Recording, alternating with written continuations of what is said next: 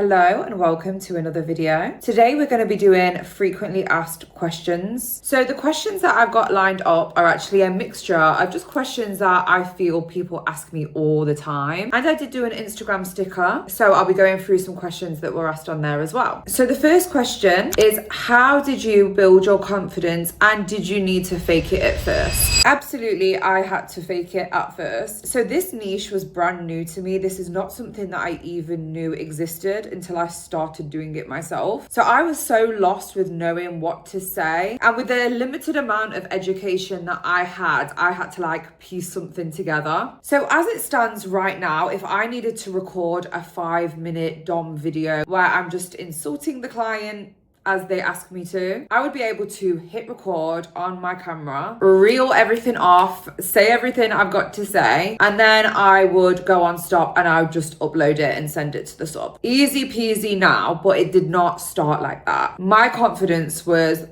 Recording yourself and talking to the camera is difficult, even when you know what you're talking about. But I really struggled because this was a new niche for me and I wasn't super confident talking to the camera at the time either. I just kind of worked out for myself that I only actually need to hold it together for about 20 seconds at a time. So in the beginning, if I needed to record a 2-minute video, I would usually do it in 6 different chunks. So as long as I just held it together and gave off confidence for 20 seconds, then I could stop the camera, I could piece all these little clips together, and I could eventually make a 2-minute video where I seem confident. So for a while when I began, I did have to do that. And then it got to a point where I could make a 1-minute video, 2-minute video quite easily, and I wasn't too stuck for knowing what to say. After I got confident with that, I built up the courage more to do lives. Lives were actually great when I first started because they helped me learn a lot about the industry. And then eventually, once I felt like I knew the niche quite well, I built up the confidence to do video calls. Video calls can be a great moneymaker. I charge minimum $200 for 5 minutes. And obviously, guys, we know what we do here. This is no nudity, no explicit content. This is simply just answering a video call, snapping, demanding money, and just being a bit of a mean, entitled, spoiled brat about it. And what's great about this niche is once you feel like you've kind of mastered the interactions with subs, it honestly doesn't get any harder. Yes, people are into different sub niches, and there is still a lot to learn. Even me doing this for over a year and a half, I'm still coming across new things people are into, but the interaction is pretty much the same. So there's that to look forward to. If you started this line of work and you are struggling with confidence, just know that once you break through and you feel like, okay, I can do this, I do feel confident with what I'm doing now, it never actually gets harder. There's not really any crazy next levels to it. The second question is, have I ever wanted to quit? So absolutely not. Don't get me wrong, bad things have happened along the way, but nothing has ever been that bad that it's made me want to quit. Of course, what I just mentioned, that was difficult to push through to begin with, but once I had that breakthrough of my confidence, that became a lot easier. Also, I've mentioned in a previous video, I have had problems with Instagram. Like, Instagram have taken me down a few times, but again, it hasn't been the be all and end all. It's not ended my business or made my income drop at all. Again, that never really made me want to quit. I did actually have quite a horrible situation, and it's not even just girls who are in this industry that are in danger of this. As long as you are a female posting photos online, like, this could happen to you. So in my earlier days in Findom, I did do a lot more lingerie content. These days, I don't really do so much because now I actually fully understand the niche and I've been around for a bit longer. I realize that a lot of these subs don't actually want to see you in bikinis and in lingerie. The vast majority of my subs prefer me fully clothed. So there were a number of photos of me in my underwear. I had a few photos where I'm just normally in my underwear, in lingerie, in bikinis, but then I would have some lingerie pics where I'm holding the L sign up, the shrimp sign, middle finger, and then you could see from these photos, like, these are definitely fetish content. Now, the few lingerie photos that I had on my social medias did get stolen and uploaded to an escort site. Like, I was mortified at the time. It was actually some people on Instagram that sent it me, like, did you know that you're on an escorting website? Obviously, it wasn't my real name and it wasn't my dom name either. They would just put my photos under a random woman's name and then say that I was in, like, Coventry or Scotland England, and I was available for £50 an hour, which is obviously just a big flipping insult. So after then, I just said to myself, I'm not doing any more lingerie or bikini content unless it's so clear that it's dom. So that means I'd have my middle fingers up or the shrimp sign, the L sign, because doing that made it a bit harder for these people to market that I was an escort. Honestly, like I say, you don't even have to have an OnlyFans account or be in this niche or industry for that to happen to you. You know, there's a lot of female influencers that will post photos in their lingerie or in bikinis, you know, promoting for brands. So this is something that, you know, all females should be wary of. If you are posting content in your bikini, in your lingerie, they could get stolen and uploaded to these kind of sites. Of course, once this got discovered, I did send this off to my team and they did what they needed to do with reporting to get it taken down. And I've not had any problems since. I can deal with this kind of thing happening to me. I do a lot of personal development, so I never got upset about it because I know who I am, and myself and a lot of people that I know that I would never go into that line of work. Of course, not saying anything bad, you know, everyone has their own life and they can choose what they want to do with their own life. Of course, that kind of work is just not for me. So yeah, I got over it pretty quickly, but at the time, you know, it was annoying and it's just not nice to see. So I definitely just want to warn other girls of that danger. Like I say, you don't even need to be in this field to have that happen to you. If you are a regular influencer who posts bikini pics and lingerie pics, this could happen. Even if you're not an influencer and you post holiday photos of you in a bikini, this could still happen to you. So please be wary of that, girls, and protect yourself. My third question was, how long do you want to do this for? If you'd asked me a year and a half ago when I first started this, I would probably have said to you a couple of years. I would have just said a couple of years, let me make my money from this, invest it into something else, close the door on it and move on. While I am still actively doing this, I save a lot, I invest a lot. I'm always looking out for new opportunities. The thing is, I'm very happy with doing this. I actually don't feel that I'll be quitting this in 6 months' time. Of course, when I first started doing this, I didn't tell my family, I didn't tell a lot of my friends. And now they do all know and nobody's bothered. It doesn't affect anyone. A lot of people live a better life because of me doing what I do. So of course, it just gives me no reason to stop. It is something that I will definitely want to come out of. Like, I definitely can't see me doing this for a really long period of time. But because it does make a lot of money for a very short amount of time, you know, I've never experienced such high ROI for such small amount of time invested that I just don't see myself quitting anytime soon. And also, it's opened other gateways for me. I've created my course, I post on YouTube, and I feel like posting on YouTube could open up other doors and other opportunities for me. And while it's making very good money for me, it's just, yeah, it just makes no sense to quit. So that's your answer. I just actually don't know. The next question, I've kind of already answered there. What do I plan to do next? So I am very, very, very grateful that now I do have a lot more time and a lot more money to invest in other opportunities. And I'm always actively looking into other opportunities. I do have a trading background, so I will probably get into that again at some point. I've looked at Airbnbs. I would actually love to own a few Airbnbs and rent them out, but I would aim to do this as hands-off as possible. This is something that I don't think that I'm actually going to do, but I have thought of it as like, this is something that I would be able to do now. I have a lot of savings and I do always have a bit of an idea that I could move to Dubai with the savings in my account, because obviously you can't really do this in Dubai. And my savings could pay my accommodation and my living for a few months while I learn real estate in Dubai. I would actually love to do that, but obviously it would just be a case of not having money coming in so much. Definitely not the money that I'm used to for a period of time. But I have thought of that as an option. Like, this is the thing. It's not even my first option, but what some people would aim and focus on doing, I can have as a plan F. So I do love that idea, but I'm not gonna lie, I probably won't execute on that one. I've also looked into e-commerce, drop shipping. So yeah, there's so many things that I could go into now. And I mean, this is what Findom could be for a lot of people, is a stepping stone onto something else. Maybe somebody might have a dream to open up some kind of shop or a salon, but they don't have the financial means to do it. So, I mean, you could use Findom to raise that capital and then invest it into what your actual dream is. So like I say, even though I don't have a definite vehicle that I'll be getting into next, I just know that I have a ton of opportunities. The next question is, how has being a dom and living the dom lifestyle affected your relationships? Now, I'm going to assume that this question means romantic relationships. And the answer to that is not at all. Like, whenever I get asked this question, and I mean this so respectfully,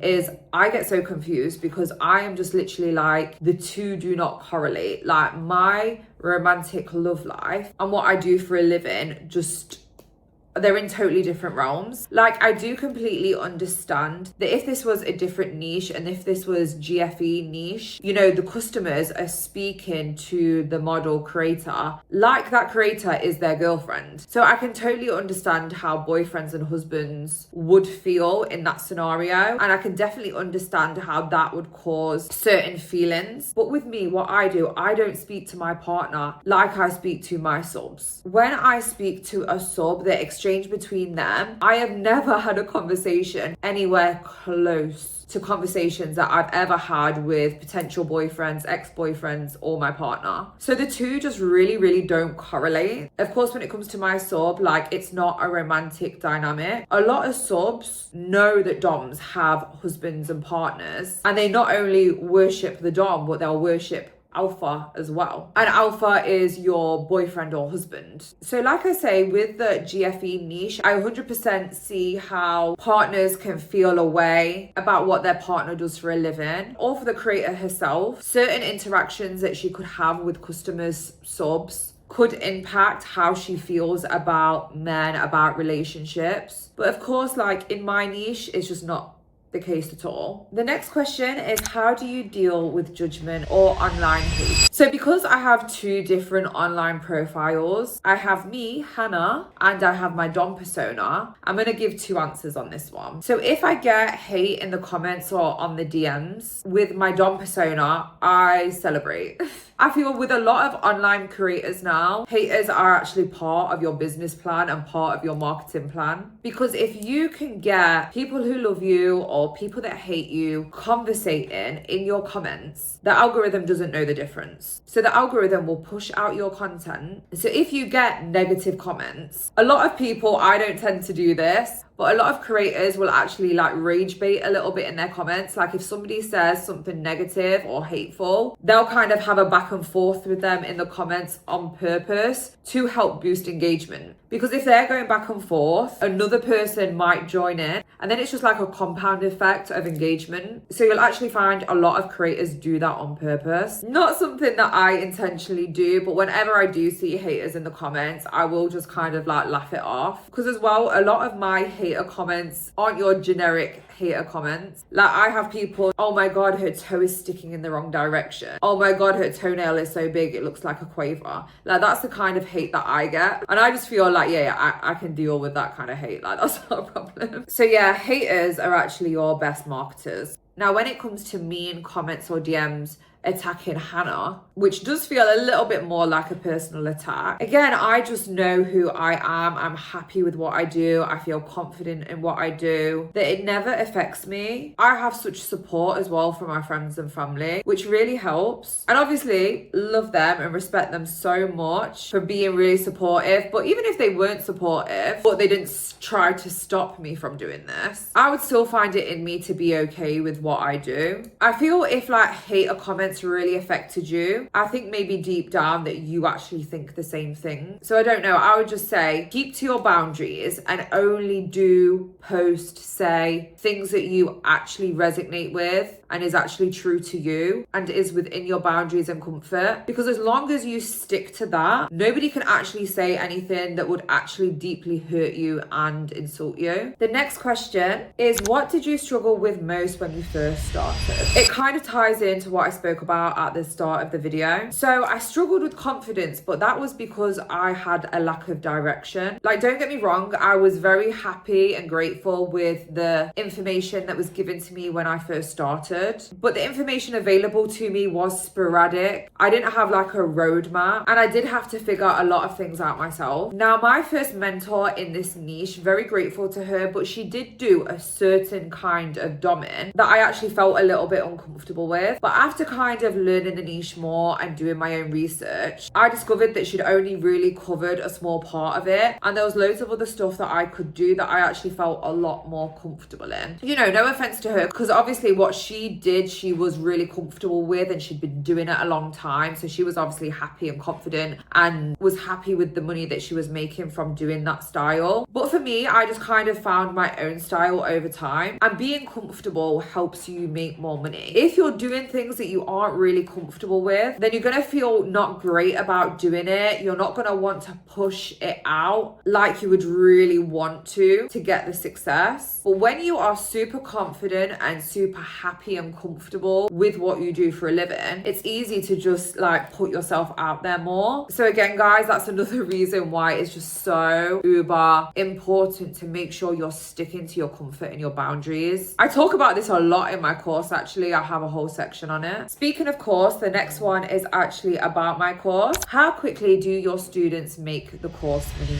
back? So I will give you the true, raw, most real answer, and it's not going to be the answer that's going to help me promote my course the best, but I just want to be so real. How quickly my students make their course money back is all down to their individual work ethic. I've had one girl that had bought the course, completed the course in one day. The next day she set up all her accounts, and then by the fourth day, 4 days after purchasing the course, she made more than her course money back. My course is £299 and she had made $420 or something like that. I'm sure I'll be able to find the screenshot. I will just put it here so long as I do find it. If not, I'll just be pointing to thin air. So obviously she did amazingly. I had another girl that I actually spoke to before I launched my course. I got on the phone with her. I was on the phone with her for an hour and a half. I just gave her the tea, told her everything that she needed to do, and then she came back to me 5 weeks later and was like, Hannah, I've made $5,000. In 5 weeks, she'd made $5,000 from this 1 hour and a half phone call. It was around that time that I actually launched the course. So obviously she reinvested that money, she bought the course, and then that set her on to make 5 figures in 1 month. Again, I'll put the screenshot here. I think it was 11,000 in 1 month, and she'd made that 5 figures within 8 weeks of me launching the course. Phenomenal results. I have another lady who purchased the course, but then she admitted herself she didn't really do much with it. She watched it and then started making plans, and she sat on it for a while and didn't really do much. But then she decided on the 1st of November that she was going to pull her finger out. And then by the end of November, she had made, I think it was 2.4K. Believe it or not, I've not actually pre-planned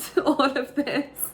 So the full details will be there on what she actually made just in 1 month in November. For saying that I launched the course only 4 months ago, we have had quite a few success stories pour out from the course already. But then guys, we have had some people that sign up, buy the course, learn the course, and don't really put as much time and effort in that it needs to actually get the results. I have had some people buy the course and not go through it. I do understand that people come to me at different times of their lives. Maybe if they've got something big going on at work or big going on in their personal life, they don't have that time and effort to put into this. Unfortunately, if you don't dedicate that time and effort to this, you won't get the results as quickly. I literally give you the roadmap in my course. I tell you everything that you need to do to make money in this industry. That's if you want to just have a part-time income, a full-time income, or you want to scale it to 5 figures a month like I did. So it really is just here's the roadmap. Just add your time and hard work into this, and it's very hard to not be successful. All the girls that have dedicated a lot of time and effort to do this, they do have some money come their way. Sometimes it might be a bit slower, sometimes it might be a lot in a very short amount of time, which we have seen numerous times, but it is ultimately all down to work ethic. So if you are thinking about stepping into this niche, I would say firstly, just make sure that this is definitely something that could be for you. On my website, I do have a FAQ section where it goes into detail about what you'd actually be doing in this niche. Always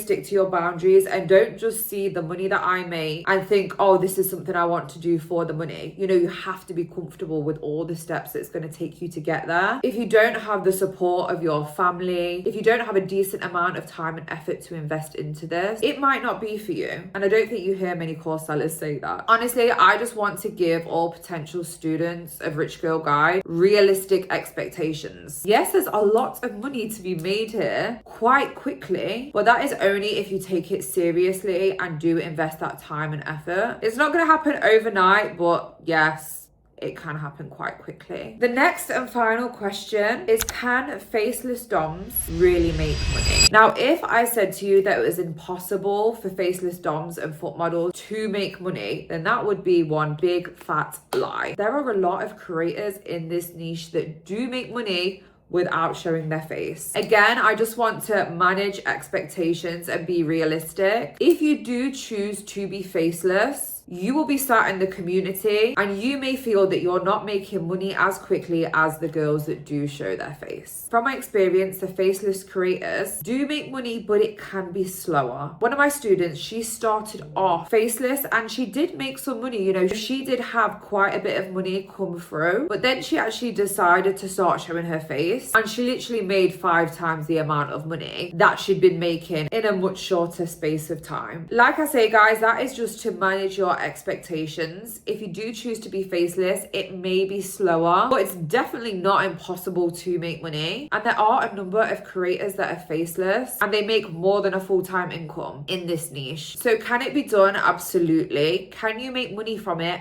Absolutely. But could you make 5 figures in your 4th month of doing this? I would say that's probably a bit unrealistic for a faceless creator. But just to give you a guideline, if you were super consistent, super creative, and you stuck at it for a year, you would probably be making a full-time income, which I'm sure a lot of people would rather do than go into most 9-to-5 jobs out there. You know, you've got your freedom, you've protected your identity, so it could well happen. But like I say, it would just need more consistency, more creativity, and more determination to make it work. So I've actually noticed that these YouTube videos have caught the attention of some submissives and pay pigs. So the purpose of this channel is actually just to educate other girls that want to get into this or are already in this. But because I am using the word Findom in my YouTube videos, it's catching the attention of some pay pigs and submissives. So of course I don't want to waste the promotion. So if you are ready to serve, send me a message on my Instagram, Hannah X Victoria, and I'll set you onto the right page because you've found me through not the normal channel. So yeah, girls, that's just furthermore proof that these people are out there and they're ready to cough up their money and serve a superior queen, goddess, princess like you. So this has been fun. Of course, this is only like my 3rd YouTube video that I'm posting, and I feel like I'm slowly getting the swing of it and I am starting to enjoy this more and more. Anything that you feel like I've not covered yet, drop a comment below and I'm happy to answer any questions in another video. But keep an eye out, I'll be posting more vlogs, and also any video suggestions that you have would be appreciated. So again, just drop them in the comments below. And that is me over and out for this video. Thank you for watching, guys.